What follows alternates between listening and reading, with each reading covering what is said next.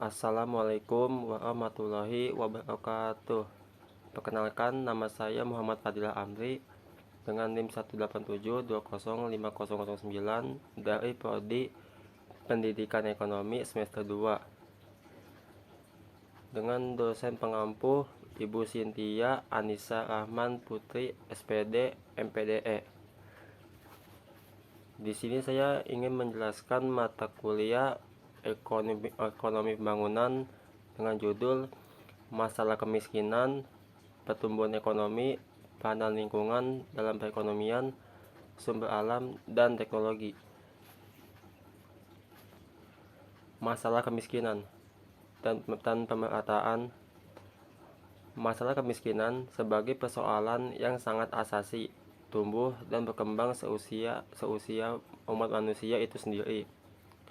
Perlu diketahui bahwa masalah kemiskinan itu disebabkan tidak terpenuhinya kebutuhan-kebutuhan dasar, meliputi pangan, sandang, papan, pendidikan, kesehatan, dan agama. Perkembangan jumlah dan persentase penduduk miskin pada periode tahun 1996 sampai 2007 tampak berfluktuasi dari tahun ke tahun meskipun terlihat adanya kecenderungan menurun pada periode 2000 sampai 2005. Pada periode tahun 1996 sampai 1999, jumlah penduduk miskin meningkat sebesar 13,96 juta orang karena krisis ekonomi, yaitu dari 34,01 juta orang pada tahun 1996 menjadi 47,97 juta orang pada tahun 1999. Sementara itu, persentase penduduk miskin meningkat dari 17,47% menjadi 23,43% pada periode yang sama. Berikut tabel jumlah penduduk miskin di Indonesia menurut daerah pada tahun 1996 sampai 2007. Pemerataan relatif. Kemiskinan relatif merupakan kondisi miskin karena pengaruh kebijakan pembangunan yang belum mampu menjangkau seluruh lapisan masyarakat sehingga menyebabkan ketimpangan distribusi pendapatan. Standar minimum disusun berdasarkan kondisi hidup suatu negara pada waktu tertentu dan perhatian terfokus pada golongan penduduk termiskin, misalnya 20% atau 40% lapisan terendah dari total penduduk yang telah diurutkan menurut pendapat atau pengeluarannya. Kelompok ini merupakan penduduk relatif miskin. Dengan demikian, ukuran kemiskinan relatif sangat tergantung pada distribusi pendapatan atau pengeluaran penduduk, sehingga dengan menggunakan definisi ini berarti orang miskin selalu hadir bersama kita. Pemerataan absolut. Kemiskinan secara absolut ditentukan berdasarkan ketidakmampuan untuk mencukupi kebutuhan pokok minimum seperti pangan, sandang, kesehatan, perumahan, dan pendidikan yang diperlukan untuk bisa hidup dan bekerja. Kebutuhan pokok minimum diterjemahkan sebagai ukuran finansial dalam bentuk uang. Nilai kebutuhan minimum, kebutuhan dasar tersebut dikenal dengan istilah garis kemiskinan.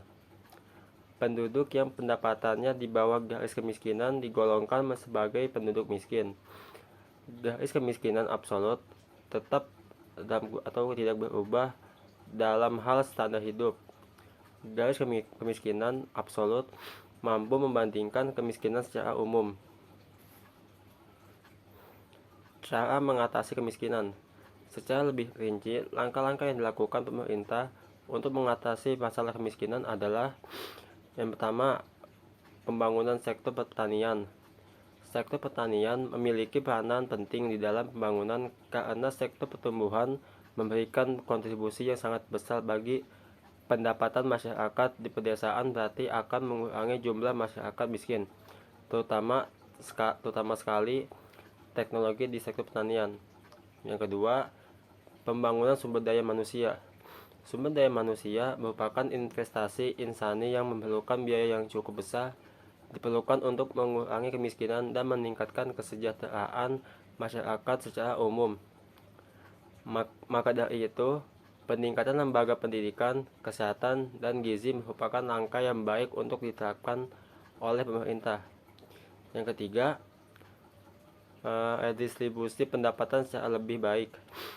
Negara akan ikut bertanggung jawab terhadap mekanisme distribusi dengan mengedepankan kepentingan umum daripada kepentingan kelompok atau golongan, lebih-lebih kepentingan perorangan. Demikian, sektor yang publik digunakan untuk kemaslahatan umat jangan sampai jatuh ke tangan orang yang mempunyai visi kepentingan kelompok, golongan, dan kepentingan pribadi. Sumber alam. Pengertian sumber alam dan peranan sumber alam. Sumber daya alam adalah semua bahan yang dapat ditemukan oleh manusia dalam alam dan bisa dimanfaatkan untuk keberlangsungan hidupnya. Pada dasarnya, hal terpenting yang berupa benda hidup ataupun benda mati. Peranan relatif dari sumber alam dalam perkembangan ekonomi cenderung turun bila perekonomian makin berkembang. Sehingga dengan naiknya pendapatan, maka hasrat untuk berkonsumsi marginal pada sumber-sumber alam berkurang dan input alat-alat nilai produksi persatuan output untuk sumber alam akan menurun. Teknologi. Pengertian teknologi adalah suatu perubahan dalam berbagai produksi yang nampak dalam teknik produksi yang ada. Perubahan-perubahan teknik untuk pertumbuhan ekonomi yaitu setiap perusahaan dalam metode produksi yang telah digunakan dalam produksi atau usaha-usaha lain. Peranan lingkungan dalam perekonomian. Meski kondisi perekonomian masih berat, dalam kurung beban APN besar, pengangguran tinggi, industri perbankan belum normal, banyak perusahaan menjadi pasien BPPN. Tidak berarti pengambilan keputusan di Indonesia kini dibenarkan mengabaikan masalah lingkungan, yang berarti mengorbankan kepentingan generasi mendatang. Oleh karena itu, meski kondisi masih sulit, Indonesia dengan semua komponennya, baik pada tingkat otoritas maupun pusat daerah dan masyarakat, baik sebagai produsen maupun konsumen, diharapkan tetap punya komitmen tinggi untuk terus melaksanakan pembangunan ekonomi berkelanjutan. Peranan lingkungan dalam perekonomian terbagi menjadi dua, yaitu industrialisasi dan perkembangan berkelanjutan. Dalam arti luas yaitu pembangunan yang tidak menurunkan kapasitas generasi yang akan datang untuk melakukan pembangunan meskipun terdapat penyusutan cadangan sumber daya alam dan memburuknya lingkungan. Yang kedua, industri dan eksternalitas dalam pembangunan yang berkelanjutan dapat diartikan sebagai bentuk pembangunan yang tidak menurunkan kapasitas generasi yang akan datang untuk melakukan pembangunan, meskipun terdapat penyusutan cadangan sumber daya alam dan memburuknya lingkungan. Sekian dari saya, kurang lebihnya mohon maaf. Terima kasih. Wassalamualaikum warahmatullahi wabarakatuh.